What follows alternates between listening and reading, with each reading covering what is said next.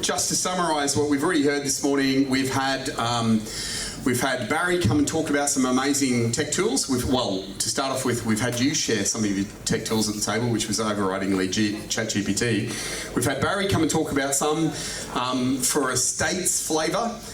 Then we've had Casey McDonald from Cotality. Have I got that right? But I've got to say it all as one, so Cotality. Not Cotality like a dumb Australian. Yeah, good. I can say it however I want to say it. Very good. That's good. I'm glad you guys have resolved your identity crisis. And Casey came to talk about data-driven insights, how your marketing benefits from those, courtesy of Cotality, formerly known as CoreLogic. It's going to be like the print symbol for a while, isn't it? I'll get over it by the time I speak next. Look, the unbelievable part about that is Casey is a dear friend of mine. We've travelled together on the road. We've been here I don't know, mates on the road for at least a decade. And now I'm welcoming to the stage another mate of mine who goes by the name of Leigh. It's a bloke though. Happy days. Leigh is a standout agent with EXP, if you had never met him before, and he's a name that's become synonymous with the Palmwoods real estate suburb, of which I used to live in. In fact, Leigh's been such a force in the area, I'm pretty sure he knows every driveway, most of the dogs, he certainly knows mine, what else? The driveway, the dogs, and the dinner table in my suburb. He knows everything. My wife and I just moved out of Palmwoods. That wasn't because of Leigh. And I'll admit, I feel like I've betrayed him personally because I can't catch up with him for a beer at Rick's now. Before you ask, he did phone me to ask if I was selling my property before I moved out. He was the only agent to do so, which was very good. Unfortunately, I rented it. In all seriousness, Leigh is one of the most genuine, hard-working professionals in the game. He's really, really hard to challenge as a top dog in Palmwoods because of that nature. His success is driven by deep community connection. He does it really, really well. Ask him about it. A strong service ethic and a belief in doing real estate the right way with heart, hustle, and a whole lot of local love. So please join me in welcoming to the stage Mr. Leigh Martinuzzi. Here's something we prepared earlier. Thank you. Hey, how's it all going today? Good. Got a little bit more excitement, please. How are you all today? That's slightly better. I think we can do better. Are you enjoying GrowCon? Yes. Yes. Let's hear it for the GrowCon organisers. Give them a big round of applause. These are great events to come to. To give me an indication, who's quite new to real estate here? Who's been in it for maybe 12 months or under? Okay, good. What about 1 to 3 years? 3 years plus? So there's a lot of really experienced people in here. That's good to see. So my name is Leigh Martinuzzi, and I've got a funny story about that, Peter. I am a guy. But Leigh, I often get confused as being a Sheila. And I was actually parachuting once in the Sunshine Coast, and it was a pretty traumatic experience, really. It's not my first time. It was my third time jumping out of a plane. And I came down very fast, and at about 20 metres above the land, we got an air pocket and we crashed to the ground. I passed out and then woke up, couldn't move, and got rushed to the hospital. The next day in the newspapers, they said, oh, this female Leigh crashed into Coolum Beach. So that was a bit of a hilarious story. Anyway, a little bit about me.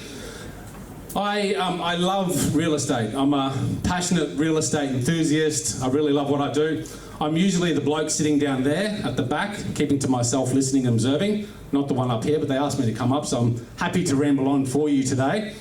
I'm a podcaster. I'm an author. I'm a mentor. I'm a passionate foodie. Who here loves food? Everyone's a foodie these days because of social media, I think. I'm one of those guys that have a nice breakfast and then say, okay, what are we going to do for dinner tonight? That's how much I love food. So that's a bit about me. What I'm really passionate about outside of real estate is life. And I've dedicated the last 10 years to this journey. And I believe we can all build a life that brings us more freedom, fulfillment and happiness. And I really believe that. If you're not waking up in the morning with 2 feet on the ground, really excited about the day, there's something missing. And that's really what I want to talk to you today about. I want to share my journey. So I don't mean to bore you, but I think my journey is inspiring, and hopefully it makes you think about what really matters to you, not only in your real estate career, but also in your life as well. So I want to talk about that today. I've got a few slides here today that Ken wasn't too happy about, but here we are. I am going to show you some AI tech today, because Emily rang me last night and said, you need to talk about AI tech. So I will show you some of that stuff. But I want to share to you some of the key lessons that I learnt in my journey in real estate and in life, which I think are really important. Now, I know most real estate agents, they don't struggle because they lack talent, right? Everything that you need to know about how to do real estate, or what to do, I should say, is available to you. Would you agree? Yeah? Everything's out there. You know you've got to prospect daily, you know you've got to deal with buyers, you know you've got to do your follow-up calls. All that sort of information is out there. Real estate agents that struggle don't struggle because they lack talent. They struggle because they either lack the work ethic or the reason, which I call your why. And I think it's really important to connect with that. Who would say they're deeply connected with their truth and their authenticity?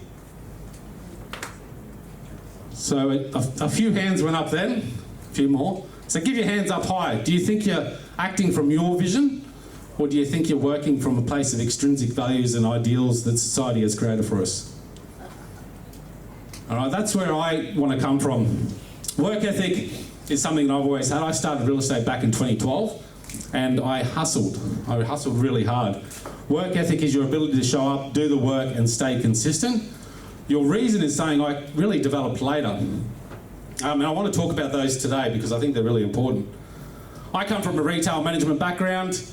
I don't know about you guys, but back then, I was one of those guys that would wake up in the morning, not really excited about my day. I would rush to get dressed. I'd burn my toast. I'd be running out the door, driving to work, very unprepared and very unfulfilled about my life. Has anyone been there? Yeah. Only a few. Has anyone been there? Put your hands up. Most of us, right? And I believe it's because society teaches us the old model, and you've probably heard about this before. It's do, have, be. Has anyone heard of that?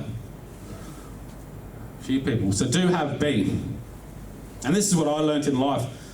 Go to school, go to university, get a job, progress up the ladder, work harder, and then by then you should get some things, and what I thought was the right stuff was a house, some cars. I got a wife.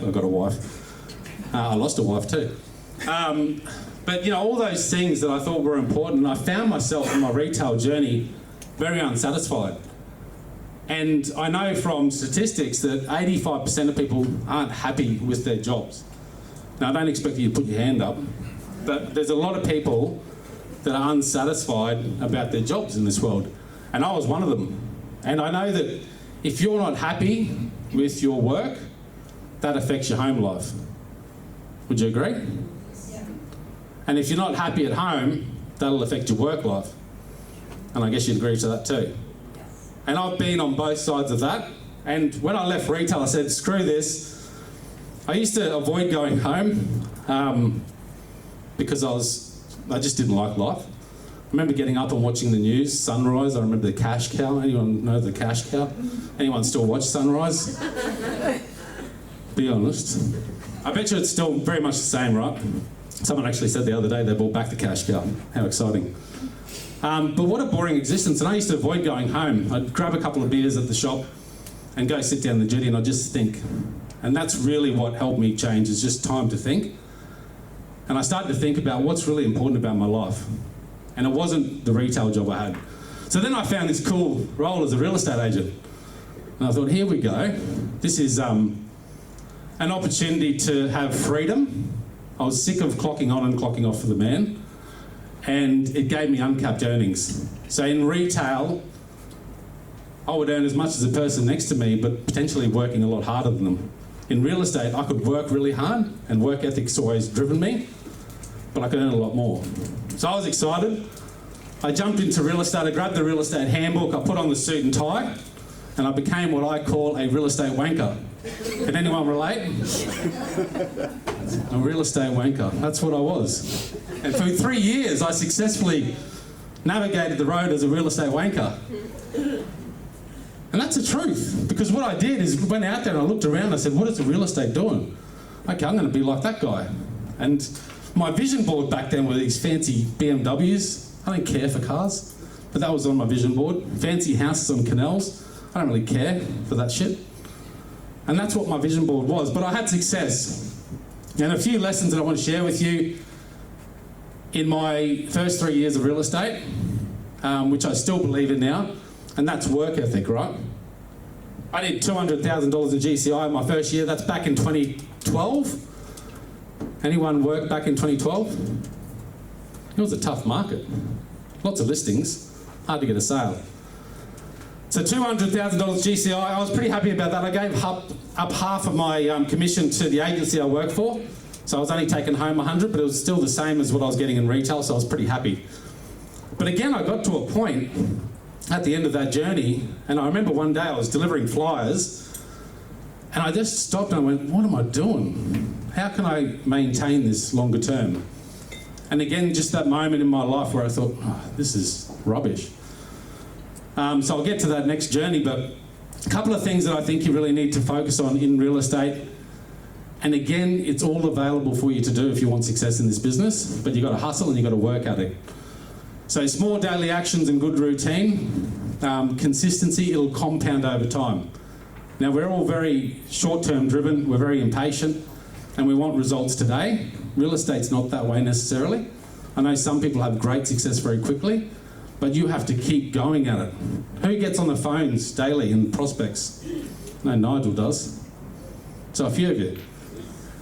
This is the one thing that I did, and I did quite well. There's a lot of other things, and I put it up there. Prospecting, marketing, follow-ups, growth. Set non-negotiable actions that you do every day, and you stick to that, and you have to stick to it. So for me, it looked like getting up in the morning. I started to develop a morning routine then, because I realised getting up and rushing out the door with burnt toast wasn't really ideal for getting my mindset right, so I'd start a morning routine. And I'd get into the office about 7:30, and I'd get on the phones by about 8 o'clock, and I would call consistently until about 11 or 12 o'clock. And my goal was to set 2 appraisals. Now, when you're starting out, you don't have much going on, so you've got more time to call, right? So you should make use of that time. I then spend the next few hours, I used to write handwritten cards. Does anyone write handwritten cards? So everyone I spoke to that had a conversation with me, that gave me their name, I'd say, hey, Nigel, great to speak to you today. If you ever need anything, give me a call. And so between 12 and 3, I'd go out and deliver those. I'd do some flyer drops. Then I'd come back to the office and I'd get on the phones again at about 4 o'clock, and I'd call until 7. And that was my daily discipline for 3 years. But again, I got to that point where I was walking down the street delivering flyers and going, I can't do this for the rest of my life. This is rubbish. And who can maintain that? Who wants to sit on the phones every day for the rest of their real estate career? No one? Or deliver flyers?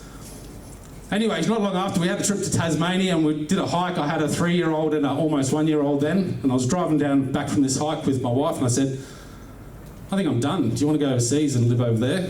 And that's what we did. We sold the house. We had an investment property in Brisbane. We sold that. Sold the 2 cars. 2 kids, 1 and 3, 3 suitcases, and we went to Japan and lived in Japan for some time. We'll come back to that if we get time. So that's us with some sort of, I don't know who that is.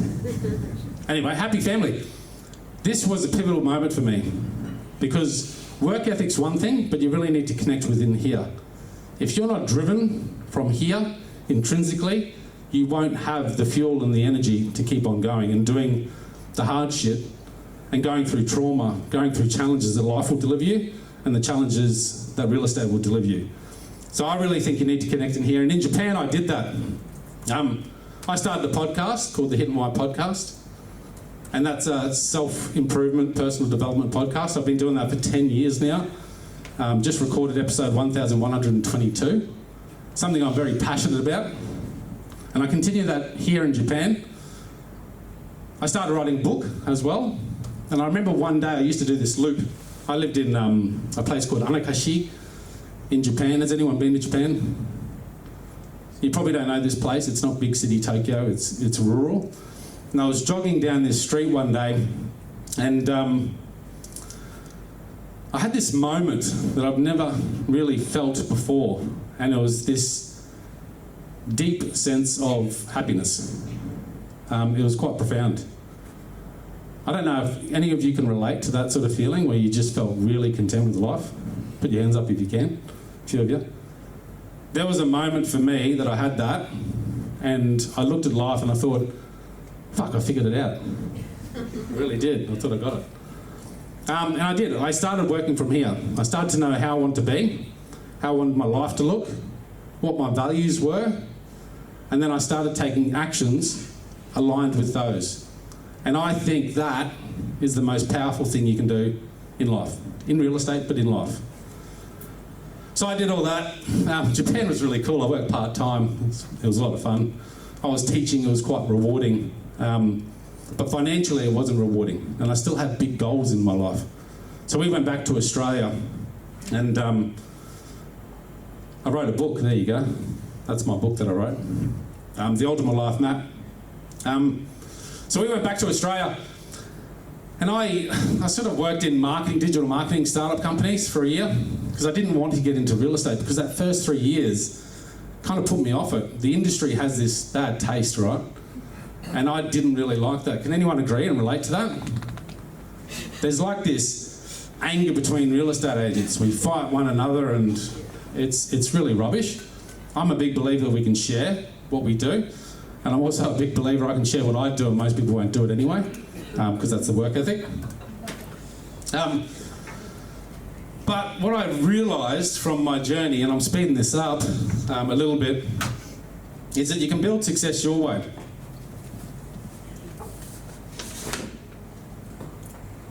So I came back and did that marketing startups. Both of them went bust within a year. I said to my wife, I said, I go back into real estate, but I'm going to do it my way this time. I was connected here. So I started looking at, okay, how did I want to set my real estate business up, and how do I want that to look? And my goal was, I didn't want to drive too far. I just drove from the Sunshine Coast today to get here. 2 hours or something. And I was kind of, it wasn't bad. I listened to a podcast and whatnot, made the use of the time, but I decided to live locally and work locally. And as Peter said, I work in Palmwoods, Sunshine Coast. In my first year, I started to do it my way. I threw away the real estate handbook. I got rid of the tie and the suit. And I started to really work from here. And someone said it before, but real estate is about people. It's not about transactions. And people do business with people. So if you can really share who you are to your marketplace, people will connect with that. And if they don't, well, screw it. Someone will, okay? So first year, new area, Sunshine Coast, didn't have many connections up there, became the #1 agent in Palmwoods. So big achievement there. And I've held that position for the last 6 years. I think I've been in Palmwoods. And that's because I decided to do it my way. After a couple of years, I was working with a boutique agency, which was a little bit of fun. But I realised I was still giving up half of my income, and I couldn't see the value return. And I came across this model of, thank you, Ken.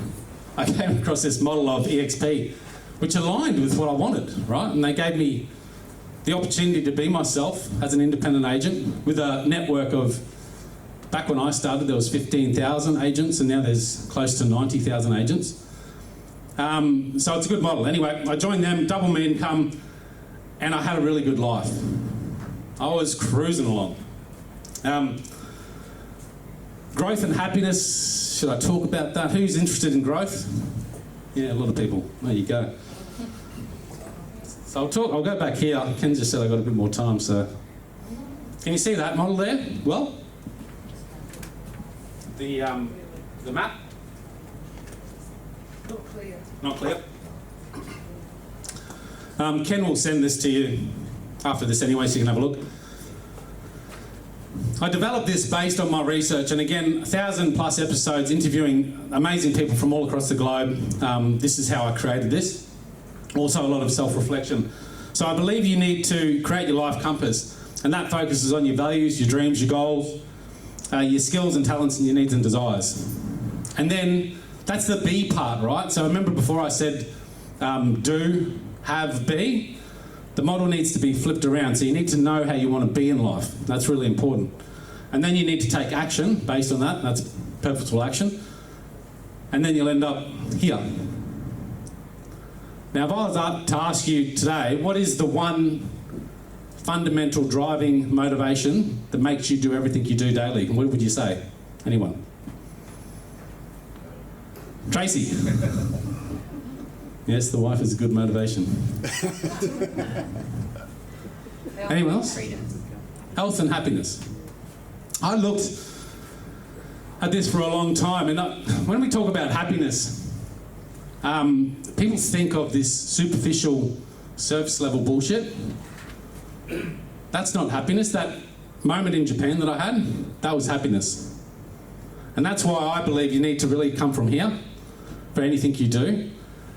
And this isn't a set and forget. This is constant work. You need to go back to daily, connect with that, part of your affirmations in the morning. Weekly, monthly, yearly, you need to come back to that. It'll evolve, it'll change. But the better you connect with that, the more purposeful your daily actions will be, and the better you'll be at saying no to the shit that doesn't matter to you. And I think that's really important. So that's the map. And I then look at these areas: health, growth, and relationships. I can talk about growth today. Health was not always my strong suit, and relationships, so I can tell you a story there as well. But that'll lead to greater freedom, fulfillment, and happiness, and that's a deep sense of happiness that you can come if you master that. Am I going backwards or forwards? Has anyone heard of this book? It's a slide I missed. Bonnie Ware wrote a book called The Top Regrets of the Dying. Anyone heard of it? Emily Morgan. So she was a palliative care nurse. I can't say that word, palliative, is that right? Anyway, she was a nurse and she worked with the elderly and the dying, and she interviewed a lot of them, and she found the top regret the number one regret was, I wish I had the courage to live a life true to myself and not what others expected of me. Who wants that? The regret? No. You want that, right? You don't want regrets. And if that's a regret, you want to actually start living from here. It's good to have work ethic, but it's better to have heart. And I think both can be used well to have success in life and in real estate. Number 2 regret, by the way, was I wish I didn't work so hard, which is an interesting one because I just talk about work ethic. But I believe when you start to work from a place, from your life compass, I'm going the wrong way again. When you start to work from here, it doesn't actually feel like work. You can get up daily, you're pretty excited about what you're doing because it matters to you. And I think you'll find that in time, that's what will happen. Who's into growth here? Who's got a good morning routine? Okay. A few people. I believe a morning routine is fundamental. How you start anything is how you finish everything. If you can start your day off well by getting up and focusing on the most important asset in your life, which is you, you'll finish your day well. Regardless of the challenges you will face, and you will face, who faces challenges daily? Yeah, some days you wake up and you're excited and then you get a call from a client saying, I'm going to take the property off the market, decide to go with ABC Realty, and you're like, oh, shit. And then another house, the listing falls over for some reason. And then other days you wake up and 2 calls in the morning, you've got 2 appraisals, 1 listing and 1 contract on the way. So every day is different, but I believe if you can start your day off well and focus on what matters to you. And I've created an acronym for this called GEM Maps, which I won't go into here today, but if you can develop a morning routine that works for you, you'll start your day off better and you'll finish it better. Invest in yourself. This is one that sometimes is a hard pill to swallow, but you're here today, you're investing in yourself, right? Who believes in investing in themselves? So this is part of every day. You should always invest in yourself. And I think you should put money behind that too. A lot of us put money into other things that don't really mean much, but if you can put money into yourself, that will grow you. And if you're having growth, you'll feel like you're progressing, and then you'll get better and better, and you'll end up being more content with life. Mindset is everything. Growth fuels fulfillment. The best people in the business, the best people that I've interviewed on the podcast, seem to believe that growth is paramount and that they never stop. So keep doing that.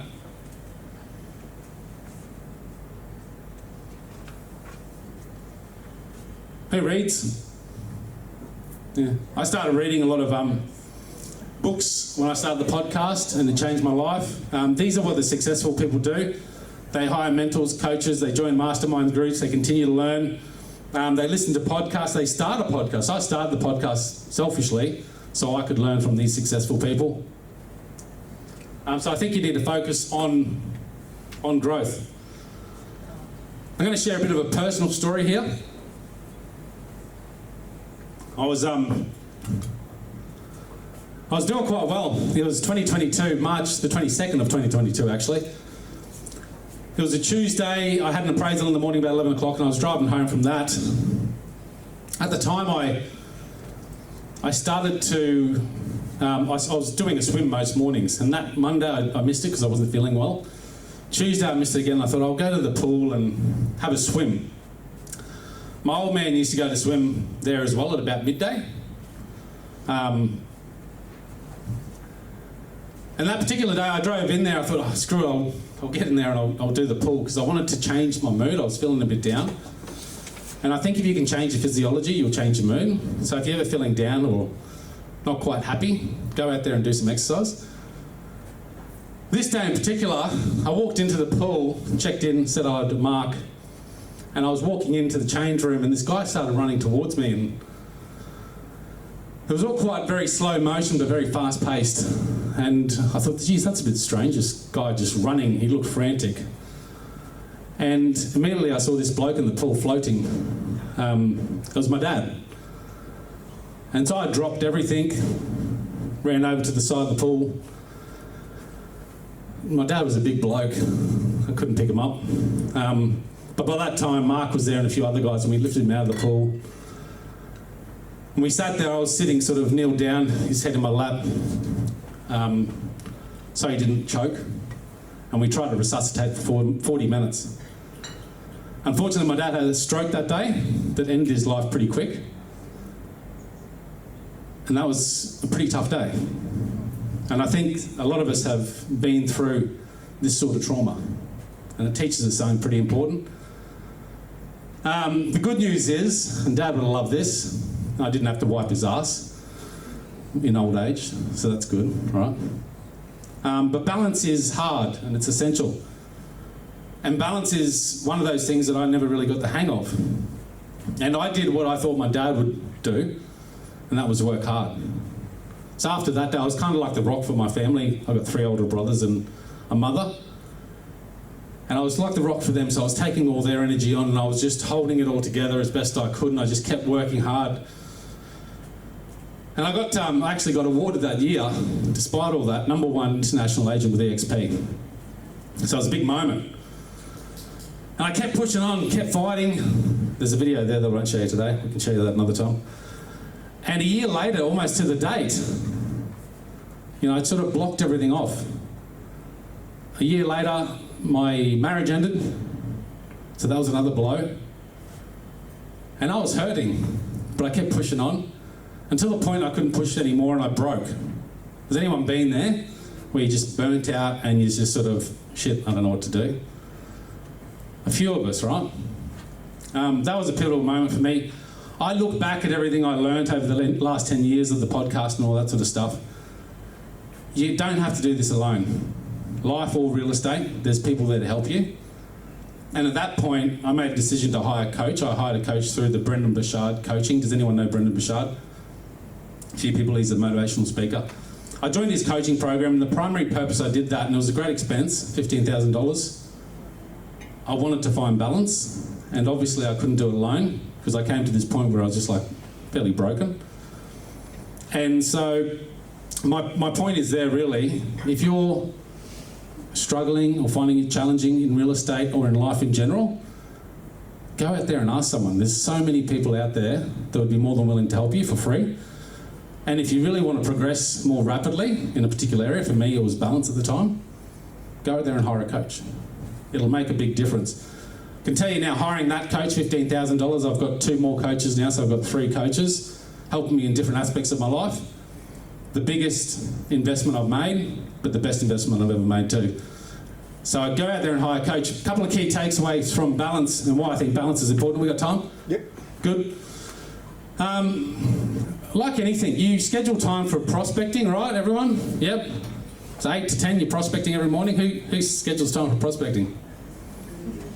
A few people. But you schedule your time for those important things in your work life. Do you schedule time for those important things in your personal life? Okay, we've got to get to some AI. You can read that, right? So I won't carry on about that. I've got 10 more minutes and I want to show you some AI stuff. While I'm setting this up, do you have any questions? Anyone? Why do so many good people come from Palmwoods? It's a really good question. Thank you for asking. Peter, can you answer that one? It's the centre of the universe these days, isn't it, Lee? Yes. No, I can't answer that question. I wouldn't call myself a good person either, but Lee is. Peter. Hey, quickly before I get into AI, there's a QR code for you. One thing, and this is a question you can ask yourself when you're sort of looking at what matters to you most. One thing that really lights me up, and my coach asked me this the other day, she goes, what would make you happy? And I said, I don't know, if I wasn't working, I don't know what I'd do. I guess I'd garden, maybe, but I can't see myself committed to gardening too long. But my answer was, I love to give and I love to help other people. I love growth and I like to see other people grow too. So this is my way to do that. This is a free weekly training session for anyone interested. You can jump on there. We talk about a lot of cool things. Last week I talked about my morning routine. The week before that, unique selling proposition. This week on Friday, I've got a marketing specialist coming in. A week after that, I've got a gun agent. He's a young fella who's done 100 sales last year, earning really well. So you can join us there. It's free every Friday, usually at 10 o'clock, but if that changes, we'll let you know as well.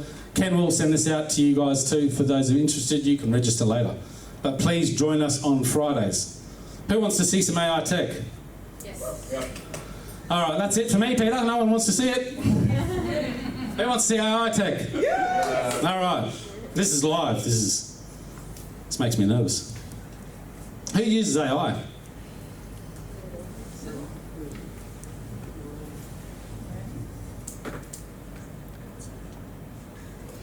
I might need some tech assistance.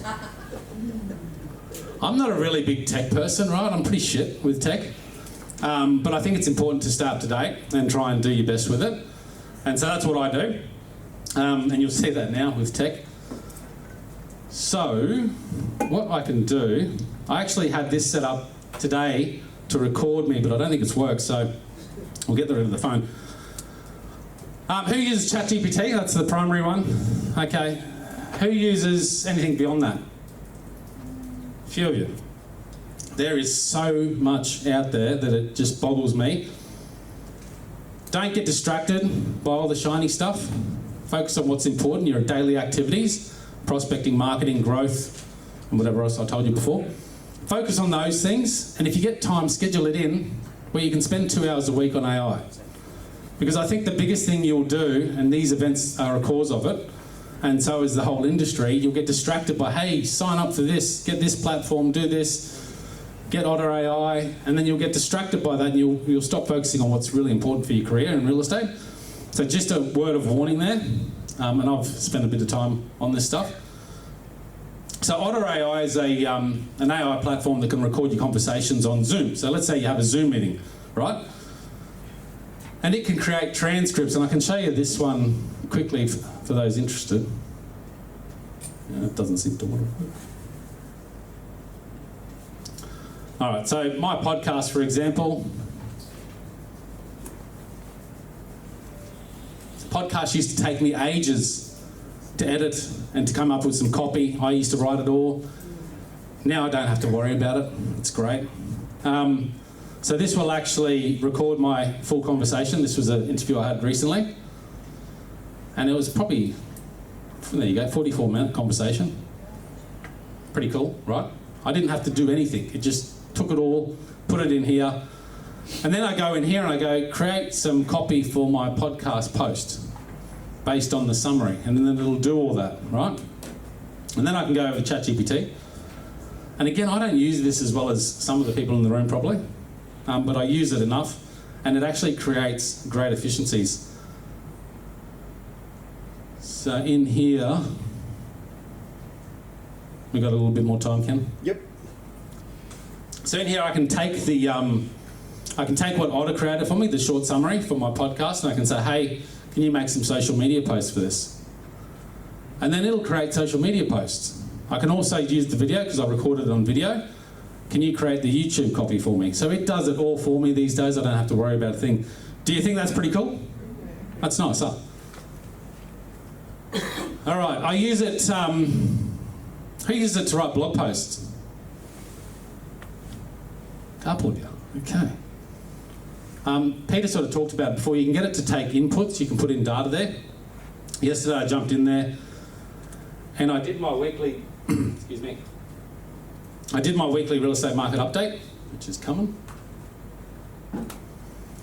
And I punched in the latest CoreLogic report that I got by email. I put that in there, uploaded, and I said, here is an article to summarise in my usual tone and style as attached PDF with some more details. That's all I said. I've been doing this for a long time, so it kind of knows me now.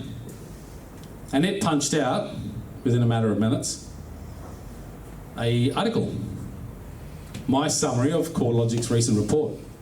Do you think your database or people that you talk to would like that sort of stuff? Yes. Makes you look like a bit of an expert. So you can do that, all right? Let me just put this up. I don't know how to. So what we'll do now, we'll just say create some social media copy for this new article. So it'll create some social media copy, which is pretty cool. It's slow today. I'll fix your microphone for you. Thank you, Peter. Is it working? Yeah, it's working. There's no AI for this trick. It's just called a clip.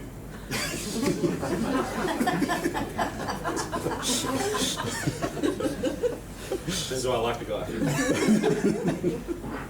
So there we go. Now again, you probably heard before, don't just copy and paste. Make sure you read over it. I've done that. I made the fool of myself. But that's okay. So that's one thing. Now I was going to use Otter to record my conversation today and recreate a video for you from that, but I'm not going to do that now because it didn't work. I was sitting there in my watching bloody some kids show with my kids last night trying to figure out how to record the conversation today. And I thought I had it. It didn't work. Create a 62 second.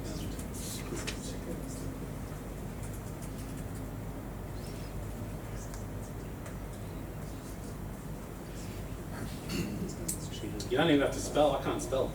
See? Doesn't matter if you can't spell, ChatGPT corrects it anyway, even with your typos. So we can create a script. Now there's a number of different ways you can use this. And again, you've got to go over it, make sure it makes sense. And you can sit there with another there's a couple of different programs. And you can actually put the script into your phone and put the camera around and it'll come up with the text. What's that called? Emily, anyone? Alex? Someone knows this. Teleprompter. Teleprompter. Thank you. So you can use teleprompter and then you can actually record a video reading this out, okay? For me, it comes across a little bit unauthentic and like a real estate wanker, so I don't recommend doing that. But certainly I've given it a go, and you can do that. So there's the script, okay? That's pretty cool, right? Yeah, it's cool. Anyone? Alright. I've reviewed it, it's all sounding really good. Has anyone heard of HeyGen? Yes. Few people. I have, because I've watched you do this before. It's Yeah. pretty cool. Let's see if I can do this.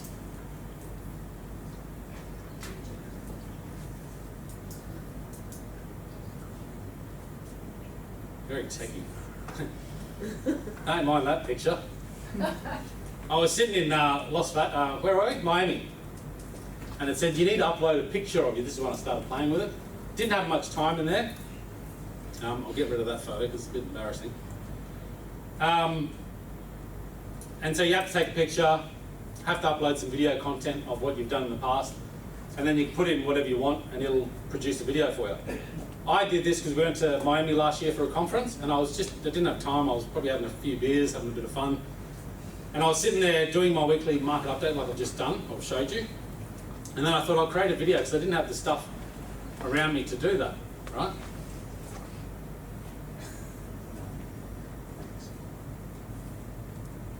There we go.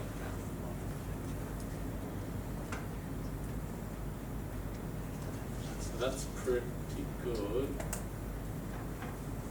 Which one? That one? Yeah.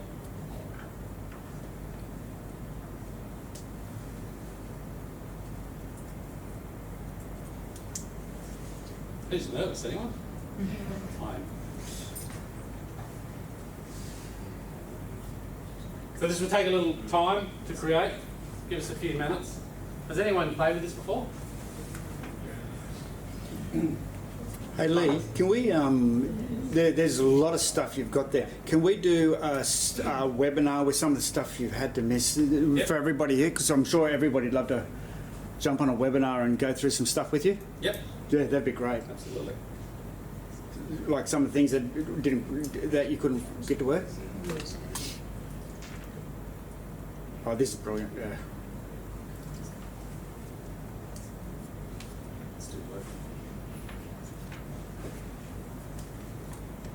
Anyone heard of Notebook LM? This is freaking amazing.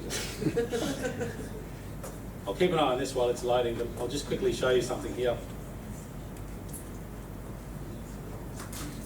So I came across this recently too and I had to play with it. It was pretty fun. So I got a couple of articles. And again, I went on to ChatGPT and I said, hey, what are the 2 most popular articles being searched by Google around the Australian property market at the moment? It popped up with some ideas. So I pasted those links into here, as you can see. Basically, it gives it a tick to make sure it's good. And then it comes up with a summary, which is pretty cool, right? About what those articles are talking about. And then, if you click this is where it gets really interesting. And again, I haven't taken this too much further, but I intend to. So that's my video. It's now created. It's just got to upload. So I'll show you that in a second. We still got time? Yep. So this is the 2 articles. It's created a full summary now. I can put in anything there and take, create an article for it or whatever. But it actually creates a conversation. Hey everyone, welcome back. Today we're going. We don't have speakers.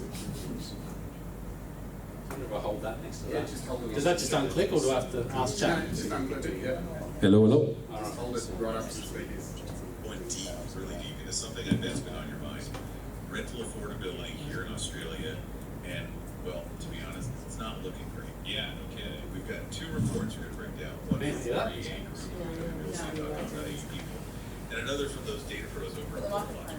And what's crazy is they both tell the same story. Affordability is totally tanking, the worst it's been for like almost 20 years, since 2008. I got this touch bar on my computer that's died, not so I don't know how to turn the volume up anymore. Is this a blip or like a full-blown crisis? Definitely a crisis. And it's not just a few cities or certain rentals, this is hitting renters everywhere, no matter their income. All right, so serious stuff. Not just rents are high, but like historically bad. Can you give me a sense of how much worse it's gotten? Like real numbers. Picture this. Back in 2020 and 2021, Basic version. a household earning the average That's pretty cool. could afford about 60% of what was that.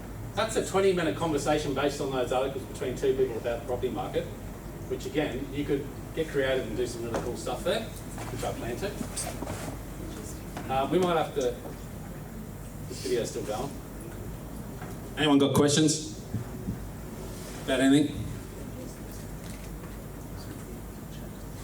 I think if we can sort of get the American voices out of it, not just say put the Australian, which I know things Chris down in Adelaide was working. Into Notebook LM? Yeah. Yeah. Converting to the Aussie accent. So you can convert any of this to any different language you want, any different accents you want. I was a bit lethargic this day, so I got my AI avatar, Maddie. Hello and welcome to your latest real estate market update with me, Maddie, your AI assistant, bringing you the insights you need to stay ahead in property. Melbourne has officially become Australia's most affordable capital Still a city. bit AI, right? With a cooling market and rising supply, it's becoming an attractive option for investors and first-home buyers. I like what they did to your head there, Lee. Yeah. You look hot. Thank you, Peter. Coffee later.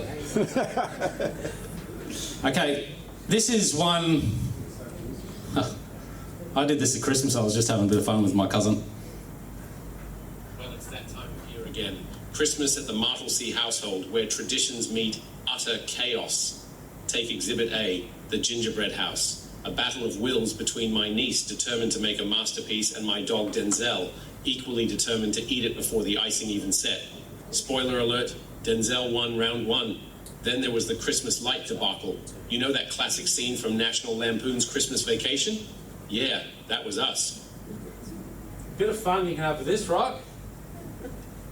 I don't know if this one's ready yet. It's almost ready.